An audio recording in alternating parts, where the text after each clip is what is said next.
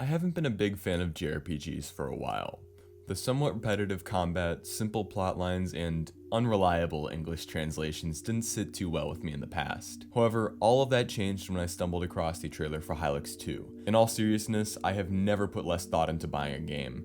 I saw the trailer, forked over the $15, and then played for 8 hours straight until I beat it. Evidently, I liked it so much that I had to make a video on it, but after finishing my playthrough, I really had to sit down and figure out what elements of the game I wanted to focus on, because I flat out don't have enough time to talk in detail about everything that impressed me. So I decided that today I'm going to do a deep dive into Hylics 2's combat, how it exceeded my expectations, and why it has reinvigorated my interest in JRPGs.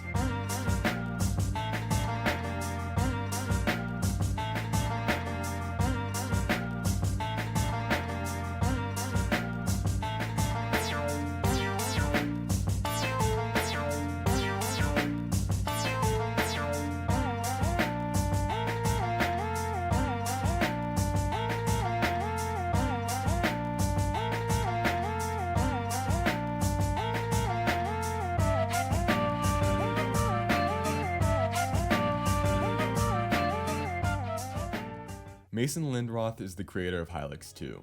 His art style is surreal, abstract, and best explained just by looking at it. He's been lingering around on the internet for quite some time, creating short experiences for game jams, and most notably the original Hylics game, which in of itself was a fairly large-scale project that he made in a year using RPG Maker. It's incredibly interesting to me to look through his old library of games, and especially the original Hylics game, to see how much his art style and his development skills have evolved over the years. It goes without saying that Lindroth's games absolutely ooze style, and they've only become more and more elaborate as time has gone on, not to mention that claymation games are an exceedingly rare commodity, and I'd argue Lindroth is one of the only people pushing that medium forward in recent times. There have surely been other efforts, but they have often been met with mixed reception, and none match Lindroth in terms of visual fidelity and style. Perhaps it's the incredible amount of personality that's visible in the main four characters that sets Hylics apart. Even though they're foundationally very simple, I feel that their character designs do so much with so little. Fun fact, Wayne and Dedismoln actually solely exist because they were incredibly easy to form from clay. Lindroth explains that in the following livestream clip. Here's a tapered clay thing. You know, this is the origin. This is the origin story happening now. I don't know if I can do Dedismoln with one hand, but he's just like the horns, kind of, you know, with turned the butt, in, with turned the butt in. face. Yeah. Yeah, the butt face. Okay, this is that's his brother. You know? There we go, close enough. Wow. Wasn't that? If you thought that clip was interesting, I highly recommend you check out the archive of that stream. It's about 2 hours long, but it's packed full of interesting information, and I'll be referencing it throughout this video. The point is, Hylics 2 isn't Lindroth's first time trying to make an artsy game, but to my eyes, it's clearly the most elaborate and polished thing he's released.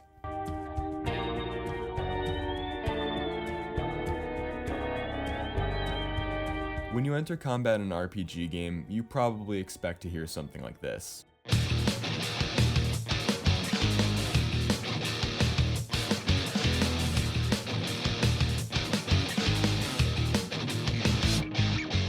Or maybe something like this.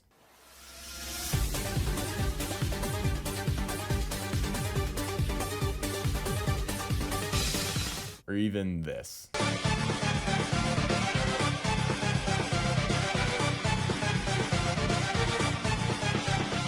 Now, none of these songs are bad by any means. I actually love most of these tracks, but listen to Hylics' combat theme.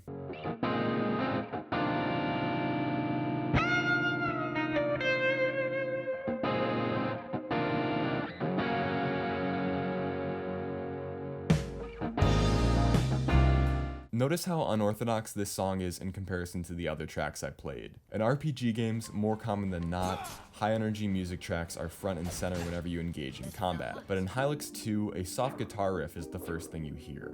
And even when the drums come in on the track, it still maintains a chill vibe. Needless to say, I was thoroughly impressed when I first entered combat and this theme played.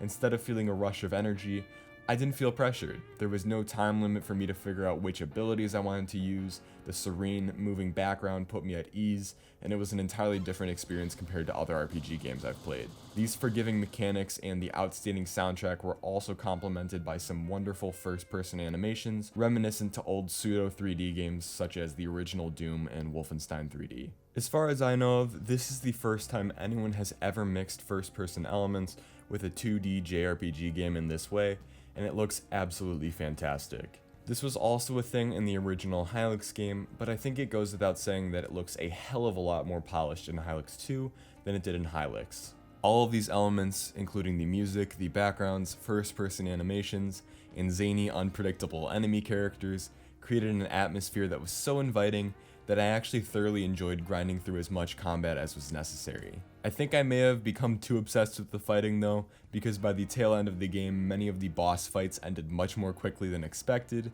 because my characters had so much flesh, aka Hylics' name for HP. Reflecting on this, I should have changed my difficulty at some point in the game, which you're free to do at any time, but oh well, I know for my next playthrough.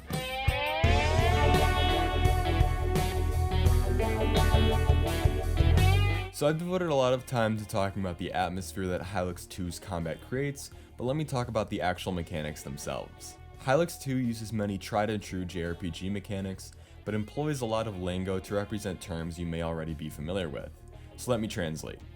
Flesh is your party member's health, will is essentially your party member's mana or MP, power is how strong someone is, things are any consumable items you can collect or buy, garbs are equipable items that have different modifiers and buffs, snap is your default and only non-mana based attack, and last but not least, gestures are your mana based attacks. Each party member has a gesture that they come with by default that is unique to that member, but you can discover many different gestures throughout the game via exploration and completing optional side content. If I haven't already made it clear by talking about this term the most, the gestures in Hylics are the things that really stood out to me and made me love the game's combat. This all being said, I can't really talk about the gestures without first talking about the game's cast of characters.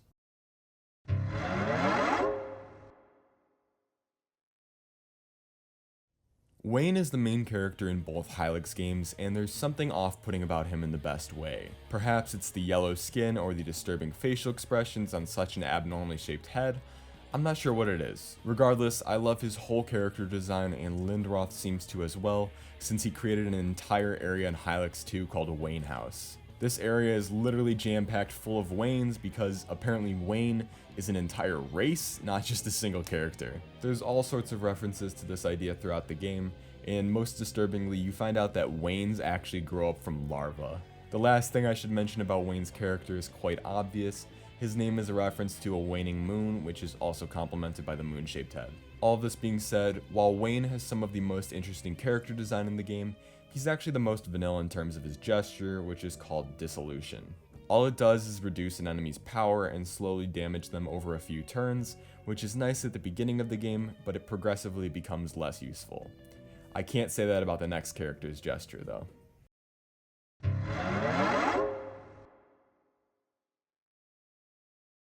Dedismal doesn't have nearly as much of their lore explained as Wayne does, but their gesture is hands down the most useful one in the entire game, outside of that one. Alright, time to try it out.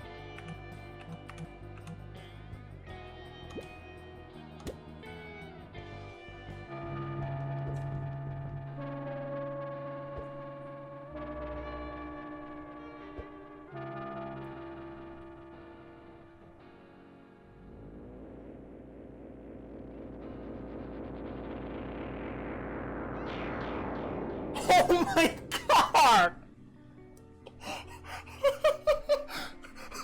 Anyways, their gesture is called Foam Armor, and it essentially just overheals a party member. This ability is incredibly useful because it means you don't need to waste your consumables whenever one of your party members gets low on health, and though having a medic character surely isn't a new thing in JRPG games, there's something oddly satisfying about seeing this tried and true trope being adapted to Mason Lindroth's style. It doesn't add anything new to the table in terms of how it literally functions, but the whole concept of spraying one of your party members with foam to heal them is so absurd in the best way possible. Before we move on to Samsnosa, I should also mention that after doing some digging, I found out that Dedismoln is actually an androgynous character for some reason, whereas all the other characters in the game have genders. I don't know what this means in the larger context of the game. Feel free to let me know what you think down below.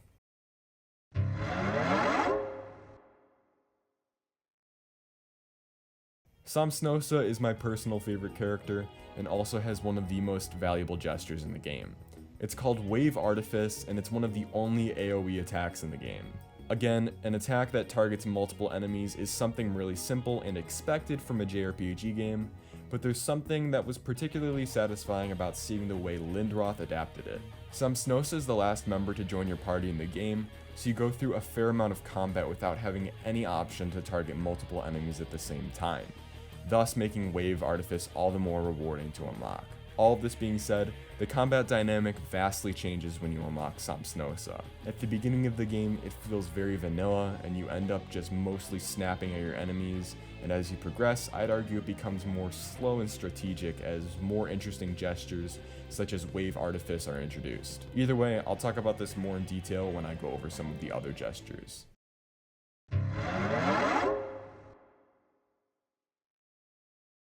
Pangorma is perhaps the least interesting character among the bunch, but his lightning gesture is surprisingly useful, especially as you progress further in the game. Again, I'll explain that more in detail later, but this guy is a tank. He's particularly good against bosses since the lightning can absolutely shred through an enemy's flesh when paired with some other abilities. I guess that's the thing that I really admire about Hylics' combat. It doesn't try too hard to bring something new to the table in terms of mechanics. Instead, it openly strips down JRPG combat to its core and relies more on its interesting gestures and incredibly distinct style. You have a vanilla fighter, a medic, an AoE character, and Wayne. Sorry Wayne, I just don't think Dissolution is that useful, but you're still one of the best characters otherwise.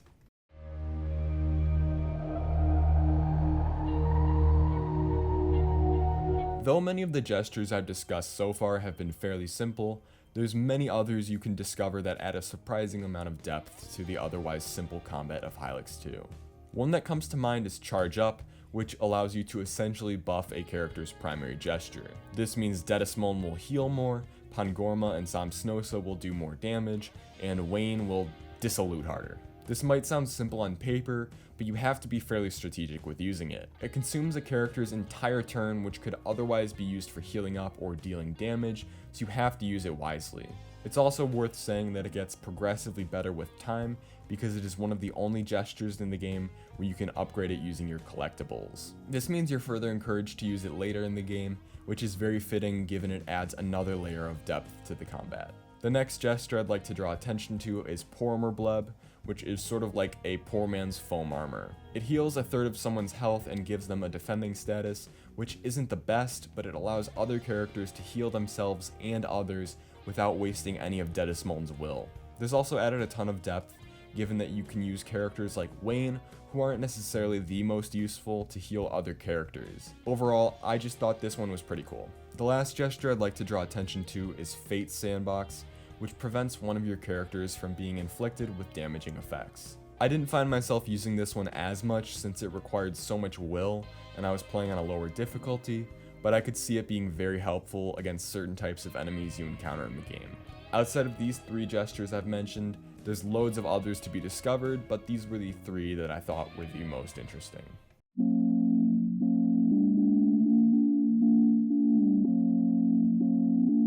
When you die in the average JRPG, you have to go all the way back to a previous save point and suck it up. In my personal experience, this whole die and try again mechanic can be really unforgiving and genuinely take me out of a game, and previously was an issue that I thought was irreparable about the whole JRPG genre. But when you die in Hylics, instead of seeing a blank game over screen with a few options, your face melts off. Okay, even though that's not my main point, it's still pretty fucking cool. The point is, you're transported to an area called the Afterlife where you're free to convert collectibles into flesh for your party members, and then when you're ready, you can teleport to wherever you'd like. This makes dying feel a lot less like a chore, because you can at least level up your characters a bit and you're free to teleport right back to where you were. You can also go to the Afterlife at any time, and you're encouraged to do so since it will add the area that you teleported from to the list of locations where you can travel back to if you die. Overall, this mechanic was just super inventive, and I thought it deserved a shout out of its own because it does indirectly have to do with the combat.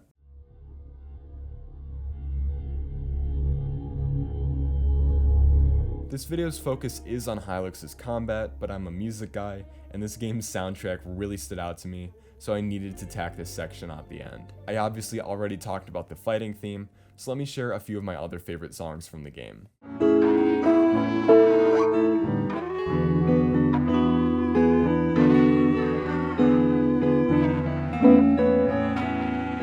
The theme for New Moldal is one of the songs written and performed by Lindroth himself. Even though I wouldn't say Mason is the most technically skilled musician, I think the song does an incredible job of what it's meant to do. There's something very animalistic about the crooning lead sound on this song, and it has so much personality just like the town in the game.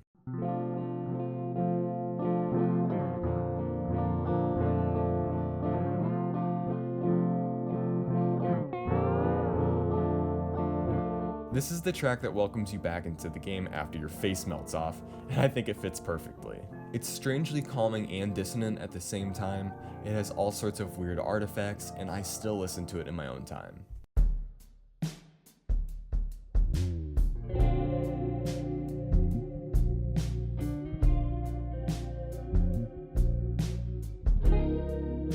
I can't not mention this track. It's the trailer music, it's the music that plays when you ride around in the airship, and it's an all-around amazing song. It's groovy as hell while still being chill, and it perfectly encapsulates the Hylics vibe.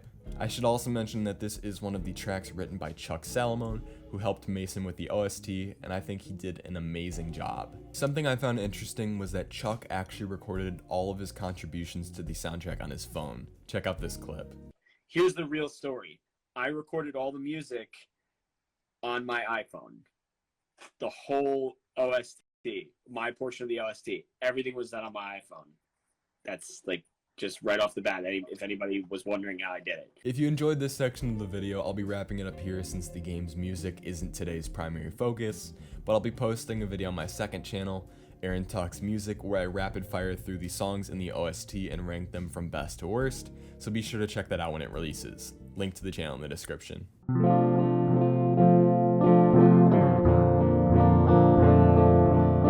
Hylics 2 takes the best elements from your average JRPG and presents them in an incredibly fun and forgiving way thanks to the highly varied gestures and wonderfully inventive Afterlife mechanic. Its combat is simple, yet also has a surprising amount of depth as you delve deeper into the game, and overall really defied my expectations. I went in expecting an art game and nothing more, and needless to say, I was pleasantly surprised. Honestly, I could easily make 3 more videos about this game because it is extremely dense, so let me know if there's something else you'd like to see, but that about does it for this video. This has been a deep dive into Hylics 2. Thank you so much for watching.